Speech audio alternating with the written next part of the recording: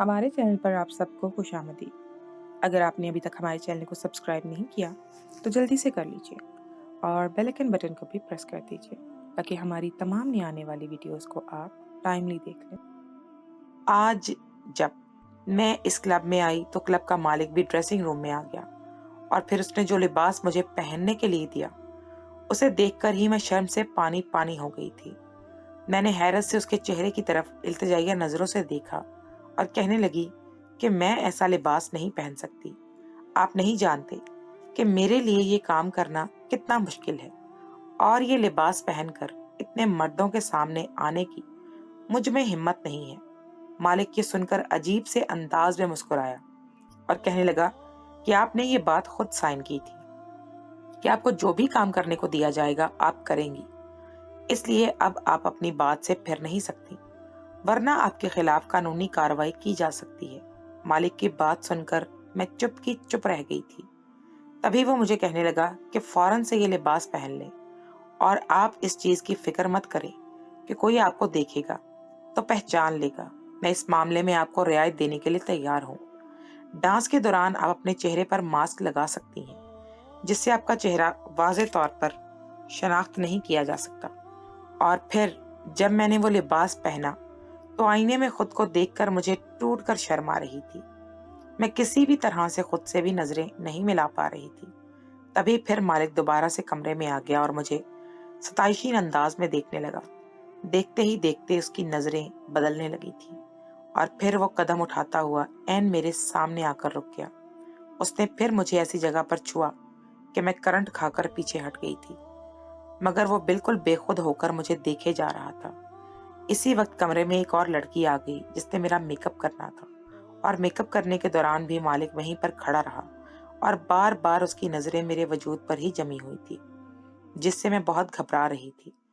Makeup करने के बाद मेरा चेहरा बिल्कुल बदल के रह गया था और फिर मैंने वो नेट का मास्क पहना जिससे मेरा चेहरा तो नजर आ रहा था मगर वाज़ेह तौर पर मुझे कोई शनाख्त नहीं कर सकता था। यूं भी मेकअप ने मुझे बिल्कुल बदल के रख दिया था और इस वक्त मैं जिस तरह के लिबास में थी अगर कोई जानने वाला देख लेता तो भी मुझे पहचान नहीं सकता था। वैसे भी मुझे इस बात का इत्मीनान था कि मेरे जो भी अहबाब थे इनमें से कोई भी इस जगह आने के बारे में सोच भी नहीं सकता था। फिर जब मैं बाहर डांस करने के लिए आई तो वहां पर कितने ही मर्द थे जिनकी हवस भरी नजरें मेरे वजूद में गड़ी जा रही थी। इसी पल वहां पर मौजूद एक लड़के ने मेरे लिबास को एक साइड से खींच लिया था जिससे मेरा लिबास एक जगह से फट गया था और मैं मजीद अरियां होकर रह गई थी। मैं बुरी तरह से घबरा गई। मालिक ने मुझे तसल्ली दी और कहने लगा कि बेफिक्र रहो, अब मैं किसी को भी तुम्हारे पास आने नहीं दूंगा। अब मैं तुम्हारे आसपास ही मौजूद हूँ। और इसी दौरान मेरे मालिक ने मुझे शराब पीने का कह दिया था। जब कभी मैं शराब पीती थी तो मैं फिर बेखुद होकर नाचती रहती थी, वगरना अगर मैं होश में होती तो मैं जल्द ही थक जाती थी। जब कभी मालिक का रात गए तक ये प्रोग्राम जारी रखने का इरादा होता तो इस दिन वो मुझे शराब पिला देता था, जिसके नशे में धुत होकर मैं पूरी पूरी रात न सिर्फ नाचती रहती थी बल्कि इन मर्दों की गंदी गलीज नजरें और इनके अपने जिस्म को छूना भी बर्दाश्त कर लेती थी, जो कि आम हालात में मेरे लिए नामुमकिन था। और फिर न जाने कब तक मैं नाचती रही। जब मेरी आंख खुली तो ये देखकर मैं हवास बाख्ता हो गई थी। इस वक्त मैं बेलिबास हालत में बिस्तर पर मौजूद थी और मेरे साथ इसी बिस्तर पर कुछ लोग भी थे जो नशे में धुत होकर सो रहे थे। ये देखकर मैं फूट फूट कर रो पड़ी कि मेरे साथ ये सब कुछ क्या हो चुका था। आज मैंने सही मायनों में अपनी इज्जत खो दी थी। एक नहीं बल्कि कई मर्दों ने मुझे न जाने कब तक और कितनी बार नोचा था। मैंने जल्दी से खुद को एक चादर से कवर किया और भागते हुए ड्रेसिंग रूम में आ गई तो वहां पर मेरे कपड़े मौजूद थे। मैंने जल्दी से वो कपड़े पहनकर बुर्का पहना और जब मैं क्लब से निकलकर घर जाने लगी थी तभी वहां पर मालिक आ गया। मैं उसे देखकर गुस्से से भिपर गई और कहने लगी कि आज तुमने मेरे साथ क्या किया है। तुम नहीं जानते कि तुमने मुझसे मेरी सबसे कीमती चीज छीन ली है। वो अजीब से अंदाज में हंसने लगा और कहने लगा कि तू इसकी कीमती चीज की भी मैं तुम्हें कीमत अदा करूंगा। उसने मेरे हाथ में मामूली से ज्यादा रकम रखी थी और कहने लगा कि अगर रोजाना तुम्हें इतने ही पैसे चाहिए तो जैसा मैं तुम्हें कहता हूँ वैसा तुम करती जाओ। यहाँ पर काम करना मेरी मजबूरी थी, मुझे पैसों की जरूरत थी क्योंकि माँ का इलाज पैसों के बगैर नहीं हो सकता था। तब मैंने उससे कहा कि मैं सिर्फ डांस किया करूंगी आज के बाद तो मेरी इज्जत का सौदा नहीं करोगे। घर आकर मैं बिस्तर पर लेट गई थी। मेरा दिल खून के आंसू रो रहा था कि मेरे साथ ये सब क्या हो रहा था। मैं ये सब करने पर मजबूर थी और ना चाहने के बावजूद भी वहां पर जा रही थी, क्योंकि मेरा उनके साथ कॉन्ट्रैक्ट था और अगर ना जाती तो वो मुझे किसी केस में फंसा भी सकते थे।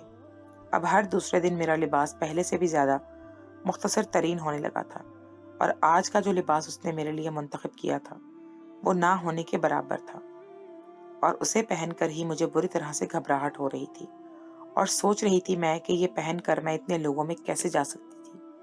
मगर मेरी वही मजबूरी थी कि मैं इस सब से अभी इनकार नहीं कर सकती थी। जब मैं बाहर आई तो आज भी मेरे आसपास वही लड़का मौजूद था जो कि अक्सर मैं वहां पर देख रही थी। वो रोजाना ही वहां पर आता था और बाकी लोगों की तरह मुझे नोचने खसोटने की कोशिश नहीं करता था। ना ही वो मेरे पास आता था और ना ही उसकी नजरें मेरे वजूद को छेदती रहती थी, बल्कि उसकी नजर तो मेरे चेहरे से हटती ही नहीं थी। आज भी मैं जब उसकी गहरी नजरों को अपने चेहरे पर जमे देखा तो मैंने ये सोचकर अपनी नजर उसके चेहरे से हटा ली कि काश अगर मैं ये सब ना कर रही होती तो ऐसे ही किसी खूबरू इंसान की बीवी बनकर उसके घर में इज्जत से रह रही होती। आज खिलाफे मामूल मुझे मालिक ने जल्दी छुट्टी दे दी थी, क्योंकि आज एक और नई लड़की आनी थी और मालिक उसका लोगों से तारुफ करवाना चाहता था। और फिर मैं जब कपड़े बदलने के लिए ड्रेसिंग रूम में आई तो मुझे घर जाने की जल्दी थी। मैंने दरवाजा भी बंद नहीं किया था, क्योंकि इस तरह कोई भी नहीं आता था। जैसे ही मैंने अपना लिबास उतारा तो कमरे का दरवाजा खोलकर कोई अंदर दाखिल हुआ था। ये देखकर मैं घबरा गई और जैसे ही वापस पलटी तो रात को मैं और मेरी छोटी दोनों बहनें कमरे में सो रही थी। जब अम्मी की चीखों पुकार की आवाज सुनकर हम तीनों ही हड़बड़ाकर उठ बैठी थी और जब अम्मी कमरे में आई तो उन्हें ये देखकर हम तीनों के हद तक रह गए थे। अम्मी बुरी तरह से रोई जा रही थी और अब्बू का जिस्म साकत पड़ा हुआ था और ये बात हम तीनों की जान लेने के लिए काफी थी। वो पूरी रात हम चारों माँ बेटियां घर में अकेली रोती रही थी। अगले दिन भी मोहल्ले की इक्का दुक्का औरत हमारे घर में आती रही थी और ऐसे में अब्बू के अचानक से छोड़ जाने के दुख के साथ साथ इस बात का भी गम था कि आखिर हम जिंदगी को कैसे गुजारेंगे, क्योंकि हमारे पास तो इतने पैसे नहीं थे कि हम अब्बू के कफन दफन का इंतजाम कर सकते। अम्मी बुरी तरह से रोई जा रही थी। उन्होंने मोहल्ले की 2-3 औरतों के सामने हाथ फैलाकर जब अब्बू के कफन दफन की बात कही तो इन औरतों ने उंगलियां मुंह में दाब ली और मेरी अम्मी को कहने लगी कि तुम कितनी बदसलीका औरत हो, तुम्हें इतना भी शऊर नहीं है कि घर में इतने पैसे कम से कम मौजूद होने चाहिए कि अगर अचानक से कोई आफत आ जाए तो उसे निमटने में इंसान के लिए आसानी हो। तब अम्मी जोर से रो पड़ी और कहने लगी कि मेरे हालात आप लोगों के सामने हैं। पिछले 1 साल से मेरा शौहर घर में बीमार पड़ा है। मैं लोगों के घरों में काम करके अपना और सबका पेट पाल रही हूँ। मुझ पर इतने लोगों का कर्ज चढ़ चुका है, ऐसे में मैं कहाँ से जमा पूंजी अपने पास रख सकती हूँ। मुझे इन औरतों की संगदिली पर बहुत गुस्सा आ रहा था और अपनी माँ की बेबसी पर भी रोना आ रहा था। आखिर हमारी भी क्या जिंदगी थी। हम बुनियादी जरूरतों के लिए भी तरसते थे और फिर मोहल्ले के चंद रसूख वाले लोगों ने अब्बा के कफन दफन का इंतजाम कर दिया था और घर में जो इक्का दुक्का मेहमान मौजूद थे उनके खाने का भी मोहल्ले के लोगों ने ही इंतजाम किया था। अब्बू का जनाजा उठने के बाद सब लोग एक करके अपने अपने घरों को जा चुके थे। अब हम चारों माँ बेटियां अकेली परेशान बैठी थी। मेरी अम्मी की नजरें जैसे किसी स्याह नुक्ते पर जम के रह गई थी। उन्हें कुछ समझ नहीं आ रहा था कि आगे जिंदगी की गाड़ी कैसे चलेगी। घर में राशन नहीं था, एक पैसा भी नहीं था और ऐसे में घर का निजाम चलाना बहुत मुश्किल था। और अब तो अब्बू के फौत होने की वजह से अम्मी भी इद्दत में थी, तो वो घर से बाहर भी नहीं निकल सकती थी। बहनों में सबसे बड़ी मैं ही थी और अब जो करना था मुझे ही करना था। मगर मैं 18 साल की लड़की जो जमाने के बदलते हुए रवैये के बारे में कुछ नहीं जानती थी। इन्हीं दिनों अम्मी बहुत ज्यादा बीमार रहने लगी थी और ये हमारे लिए एक नई मुसीबत थी। फिर मजबूर होकर मैं घर से बाहर निकल पड़ी थी। मेरी तालीम मैट्रिक तक थी। एक स्कूल में मैं इंटरव्यू देने के लिए गई तो उन्होंने मुझे साफ तौर पर यह बात कह दी कि इतनी कम तालीम पर वो मुझे नौकरी नहीं रख सकते, बल्कि शायद मुझे कहीं भी नौकरी नहीं मिल सकती। और फिर मैं मुख्तलिफ जगहों पर खबर होती रही और एक दिन मैं मायूसी के आलम में रोड पर चलते हुए घर आ गई थी। जब ही मेरे पास एक गाड़ी आकर रुकी। उसमें से एक दरमियानी उम्र का मर्द था। उसने मुझे सर से लेकर पैर तक देखा। मेरे बोसीदा बुर्के और टूटी चप्पल को देखकर अंदाजा लगा चुका था कि मैं शायद जरूरतमंद हूँ। तभी उसने गाड़ी रोकी और मुझे आकर कहने लगा कि अगर तुम्हें नौकरी की जरूरत है तो मेरे पास तुम्हारे लिए काम है। और फिर उसने मुझे बहुत पुरकशिश तनख्वाह भी बताई थी ये सुनकर मैं खुशी से उछल पड़ी थी और खिल उठी। मैं कितने टाइम से नौकरी की तलाश में थी, घर में खाने को कुछ नहीं था। फाकों की नौबत आ चुकी थी और ऐसे में वो शख्स मुझे किसी फरिश्ते की माने लग रहा था। सबसे पहले वो मुझे एक रेस्टोरेंट में लेकर गया। उससे मुझे डर भी लग रहा था, मगर नौकरी के लालच में मैं उसके साथ यहाँ तक आ गई थी। जब मेरे सामने इतना लजीज खाना आया तो गोया मैं खाने पर टूट पड़ी थी। इस दौरान वो खामोशी से नजरों से मेरे चेहरे पर नजर गाड़ कर बैठा रहा था और फिर उसके बाद वो मुझे एक क्लब में लेकर आया और वहां पर ठरकती नाचती लड़कियों की तरफ इशारा करके कहने लगा कि मेरे पास तुम्हारे लिए ये काम है और इस काम में बहुत ज्यादा पैसा है। उसकी बात सुनकर मैं एक बार कांप के रह गई थी।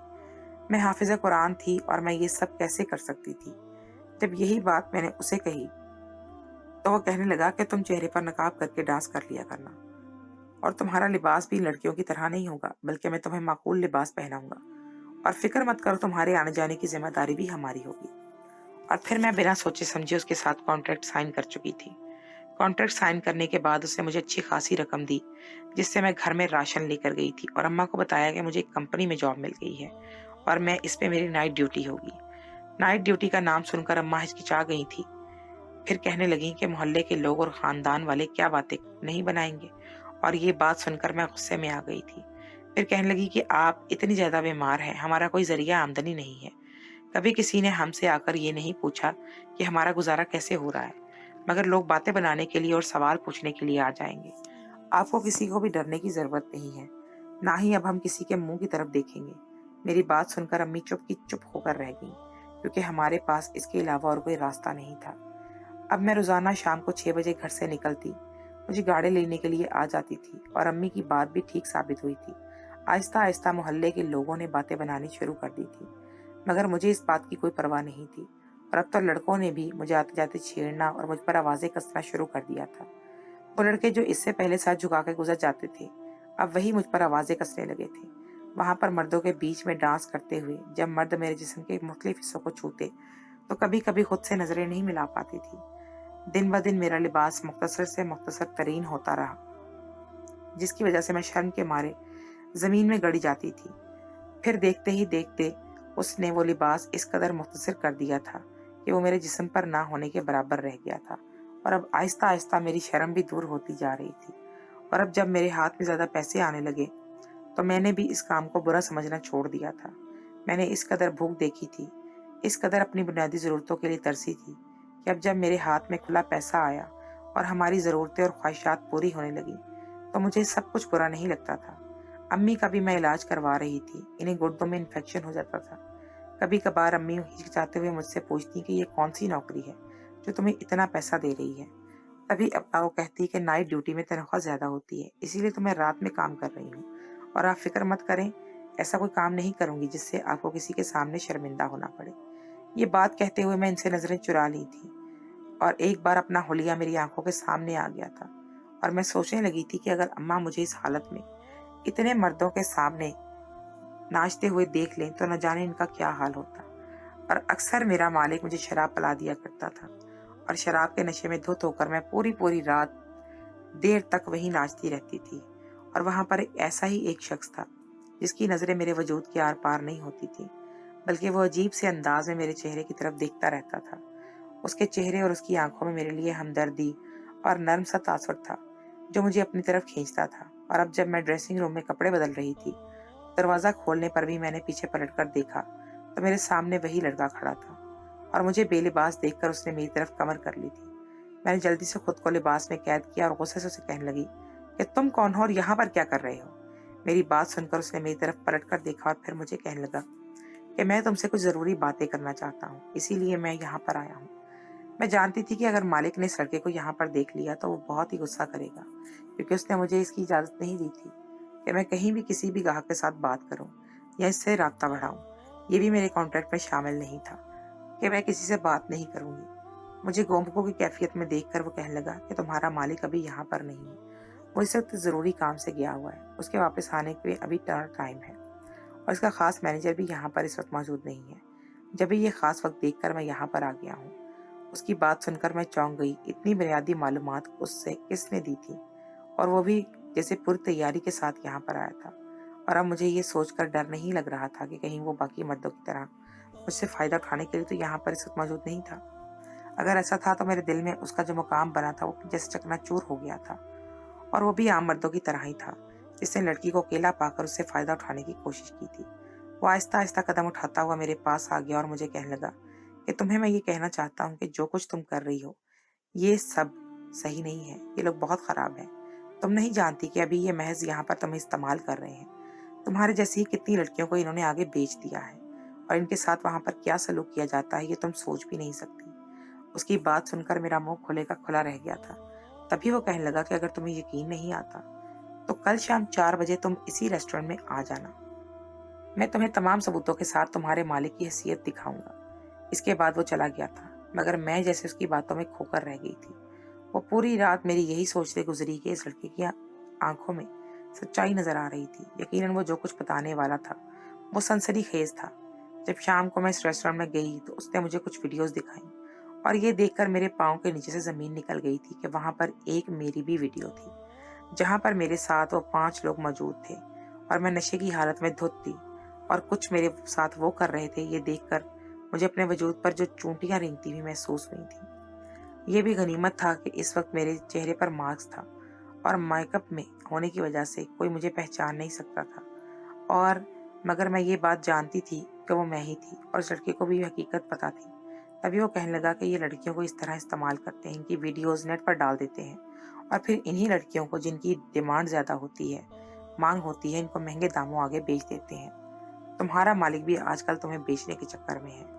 मैं उसकी एक पार्टी से डील हो गई है, और कुछ दिन तक जब वो तुम्हें मालिक साथ चलने के लिए बात करेगा, अगर तुम ये चाहती हो कि तुम गैर मुल्कियों के आगे फरोख्त ना हो, तब तुम मुझे इस नंबर पर आहिस्तगी से मैसेज कर देना। तुम्हारे मालिक को इस बात के बारे में पता ना चले। अगर अगली बात पर हम जाने, हमारा काम जाने। अब मैंने ऐसा ही किया था। कुछ दिन बाद ही इसी लड़के के मुताबिक मालिक मुझे लेकर एक नामालूम मंजिल की तरफ चल पड़ा था। मैंने इस बात को बार बार पूछा कि कहाँ जा रहे हैं। कहने लगा, फिक्र मत करो, मैं तुम्हारे साथ हूँ। मेरे होते हुए तुम्हें कुछ नहीं हो सकता। उसने मुझे अपने बाजुओं के घेरे में ले लिया, और मैं कसमसा कर रह गई, और फिर उसकी गुस्ताखियां बढ़ने लगी। मैंने बहुत मुश्किल से उसे खुद से अलहदा किया। तब मैंने उस पे नंबर पर मैसेज कर दिया था, और फिर जब मैं उसके साथ वहां पर गई तो वहां पर काफी सारे लड़के मौजूद थे, और वो भी मुझे अजीब टटोलती हुई नजरों से देख रहे थे। इनमें से एक मर्द अपनी जगह से उठा और मेरे पास आकर वो मुझे गौर से देखने लगा। उसके हाथ मेरे जिस्म पर रेंग रहे थे। वो मेरे जिस्म के खदोखाल देख रहा था, और इतने मर्दों की मौजूदगी में जब उसने मेरे साथ ये हरकत की तो मैं जैसे बिच्छू के डंग मार दिया हो खौफ के लरज कर रह गई थी। मैं कई कदम पीछे हटकर खड़ी हुई। मेरे सद्दे अमल को देखकर वहां पर मौजूद लोग जोर जोर से हंसने लगे थे, और कहने लगे कि अभी तो सिर्फ हाथ लगाया है, इसकी ये हालत हो गई है। अगर हम जब अमली तौर पर इसको मैदान में लेकर आएंगे तो तब इसकी क्या हालत होगी। वो सब मुझ पर जोर जोर से हंस रहे थे, और मैं खुद को बेबस महसूस कर रही थी। मैंने अपने मालिक की तरफ देखा। इस वक्त तो मुझसे वो अनजान था, और फिर उसने उनमें से एक से बहुत बड़ी रकम ली, और वहां से जाने ही लग रहा था जब मैं उसके हाथ पर चलने लगी, और एक लड़के ने मुझे बाजू से पकड़ लिया था और कहने लगा कि अब तुम यहाँ से कहीं नहीं जा सकती। और तभी वहां पर पुलिस भी आ गई थी, और ये सब कुछ इस कदर अचानक हुआ था कि मुझे कुछ समझ नहीं आ रहा था कि ये सब क्या है। तभी फिर एक लेडी कांस्टेबल मुझे वहां से लेकर चल पड़ी, और वो मुझे सीधा थाने में लेकर आई थी। थाने में भी इस वक्त काफी लोग मौजूद थे, और इस वक्त मैं जिस लिबास में मलबूस थी तो वो सब भी नजरें मुझे चुरा रही थी। लेडी कांस्टेबल ने मेरे ऊपर चादर डाल दी, और थोड़ी ही देर के बाद वो लड़का वहां पर आ गया। वो इस वक्त पुलिस यूनिफॉर्म में मलबूस था। तब मुझे पता चला कि वो पुलिस के महकमे में था, और ये सब कुछ उसने इन लोगों को पकड़ने के लिए खेल रचाया था। और इस तरह से मेरी इन लोगों से जान छूट गई। और इसके बाद मैंने अल्लाह से रो रो कर अपने गुनाहों की माफ़ी मांगी थी, और उसे तौबा ताइब की थी। और फिर मैंने एक छोटा सा बुटीक भी खोल लिया था, जिस पर मेरा काम अच्छा चलने लगा था। और इस बात को अब कितने साल गुजर चुके हैं। अम्मा उठते बैठते मेरी शादी की बात करती तो मुझे वही मंजर आंखों के सामने लहराने लगता था, जब मेरे साथ बिस्तर पर 5 मर्द मौजूद थे। और अब मुझे ऐसे महसूस होता है कि मैं अब किसी मर्द के काबिल नहीं रही। और हमेशा मैं अम्मा को ये बात टालती रही थी, और फिर दोनों छोटों बहनों को भी मैंने वक्त के साथ इनके घर का कर दिया था, क्योंकि वक्त पर लड़कियों की शादी करना बहुत ज़रूरी है। उम्र निकल जाए तो इनको कोई पूछता तक भी नहीं है।